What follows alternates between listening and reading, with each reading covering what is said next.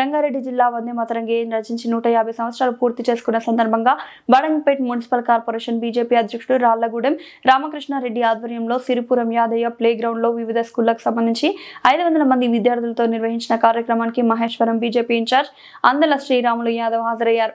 ఈ సందర్భంగా వారు మాట్లాడుతూ ప్రధాని నరేంద్ర మోడీ వందే మాతరం గేయం 150 సంవత్సరాలు పూర్తి చేసుకున్న సందర్భంగా దేశ ప్రజలకు ఆ గేయం గొప్పదనాన్ని చాటి చెప్పడానికి ఇలాంటి కార్యక్రమం నిర్వహించడం అభినందనీయమని అందల శ్రీరాములు తెలిపారు।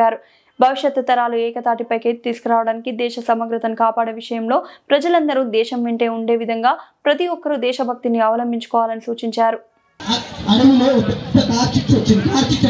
కానీ పిట్టపిల్ల ఏం చేసిందంటే వెంటనే ఒక నది దగ్గరికి వెళ్ళి నీళ్లు తెచ్చి అగ్ని మీద పోయడం మొదలుపెట్టింది। మళ్ళీ చెప్తున్నాను, ఒక చిన్న పిట్టపిల్ల పిట్ట కూడా కాదండి, ఏం చెప్పాడంటే అప్పుడు ఆయుధం చేసింది। ఏం చెప్తాం చేసిందంటే అంత కలిసి మెలిసి ఇప్పుడు వాళ్ళు ప్రాణాల కోసం పారిపోతున్నారు, అదే జంతువులు అదే మా సింగిల్ తెచ్చుకొచ్చి నీ మీద పోస్తే నీ పరిస్థితి ఏంటి అని అన్నారు। ఇది విన్నటువంటి జంతువులన్నీ కూడా విన్న జంతువులన్నీ కూడా అరే ఈ పిట్టపిల్ల ఏదో చెప్పింది, మనం ఏంది ప్రాణాల కోసం భయపడి పారిపోతున్నాం।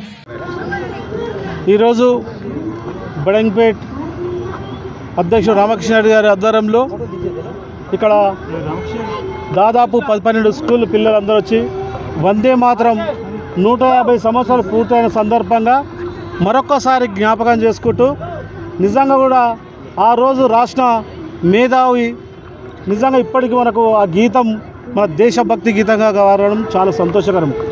బంగి చంద్ర చటర్జీ గారు రాయడం, దాని తర్వాత దాన్ని మొత్తం భారతదేశంలోనే వందే మాతరం అంటే నిజంగా ఆ రోజు బ్రిటిష్ వాళ్ళు మనని పరిపాలిస్తున్నప్పుడు మనమంతా ఏకతాటికి రానికే ఆ రోజు ఆ గీతం చాలా అవసరపడ్డది।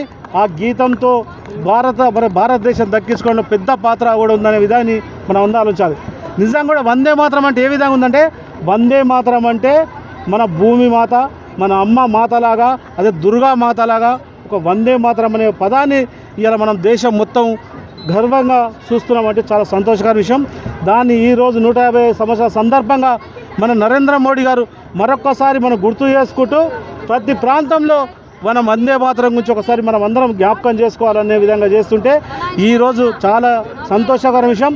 ఇక్కడ చాలామంది మేధావులు వచ్చి టీచర్లు కానీ ఇతర మేధావులు కానీ వందే మాతరం ఆ రోజు మనం ఏ విధంగా అనుసరించబడామో ఈరోజు మనం ఏ విధంగా ముందుకోవాలనో, మొన్న కూడా సింధూరు ఏ విధంగా వస్తే ఏ విధంగా దేశం ఏకతాటి మీదకి వచ్చిందో రాబోయే రోజుల్లో కూడా మనం దేశం గురించి ప్రతి ఒక్కరము ముందుండే విధంగా పిల్లలకు నేర్పే విధంగా మనం అందరం ముందుకోవాలి।